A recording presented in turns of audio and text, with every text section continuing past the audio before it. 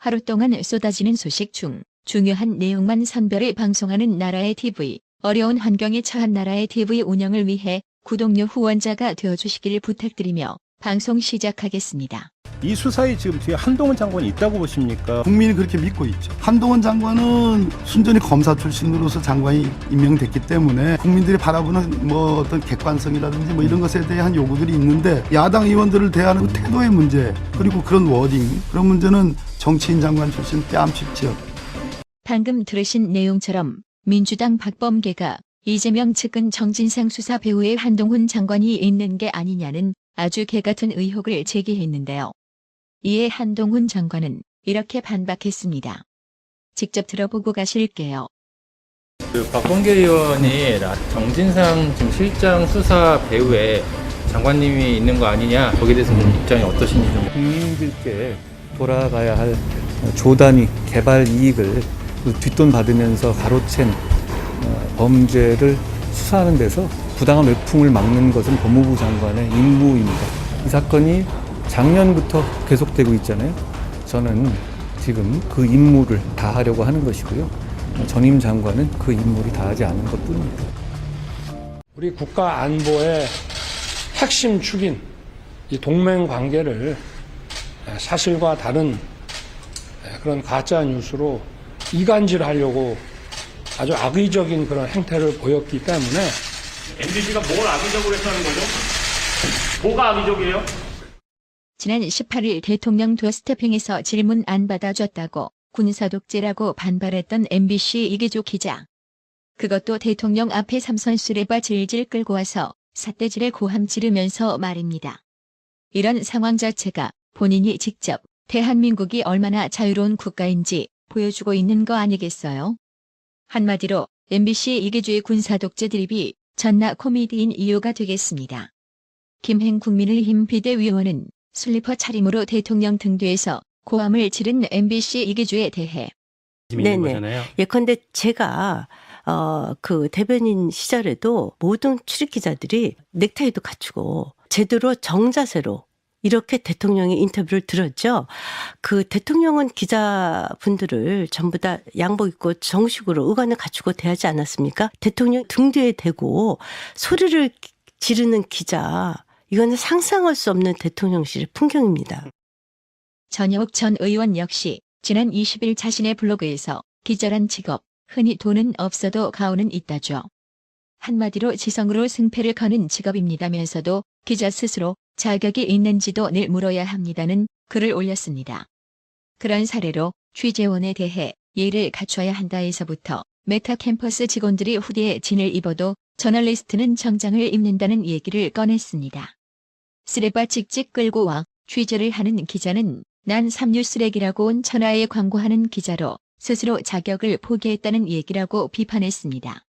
특히 평범한 사람을 취재해도 예의를 갖춰야 할 진대 대통령이 취재원인 경우엔 삼선 쓰레빠는 절대 불가이다. 지난 사례로 비서관한테 막말하고 몸싸움 직전까지 갔다면 분명 깡패나 조폭이 분명해라고도 했습니다. MBC 제3노조가 해당 이기주 씨 기자 자격 없다며 대통령실 출입 금지시키라는 요구였지만 전혁 전 의원은 전직 기자로서 파면을 거론했습니다. 그는 기사 쓰기보다 주먹을 쓰고 싶은 듯 삼선 쓰레빠 신고 껌 찍찍 씹는 깡패나 조폭, 철거꾼이 딱이다라고 직격했습니다.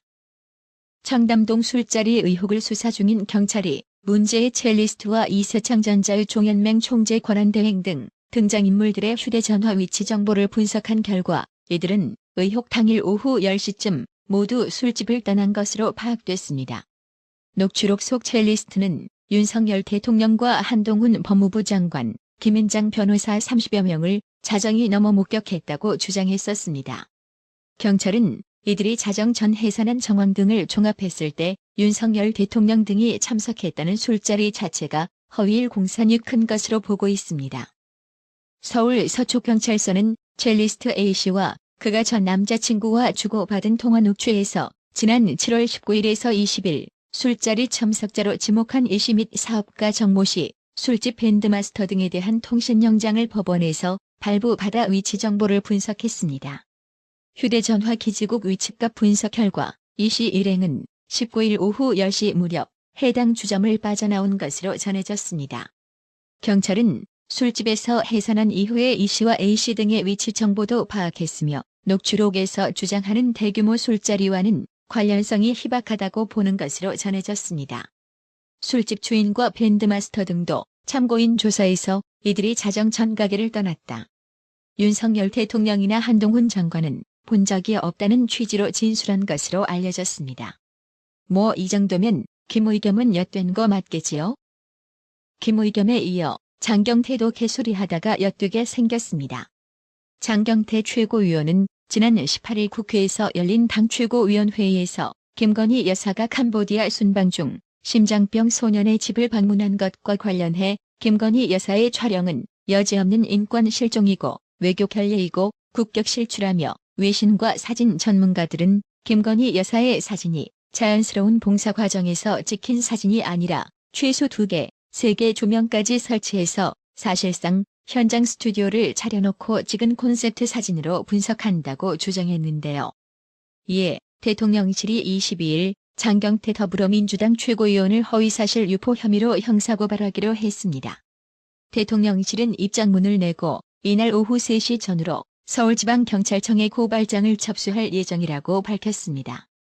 대통령실은 장경태 최고위원은 캄보디아 환화 방문 사진에 대해 최소 2개, 3개의 조명 등 현장 스튜디오를 동원한 콘셉트 촬영이라고 허위 발언을 했고 가짜 뉴스를 SNS에 게시했다고 문제 삼았습니다.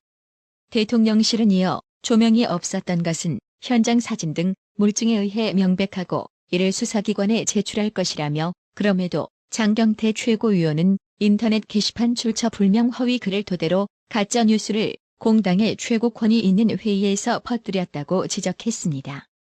대통령실은 무엇보다 외교 국익을 정면으로 침해하고 국민 권익에 직접 손해를 끼쳐 묵과하기 어렵다고 판단했다고 장경태 고발 이유를 설명했습니다.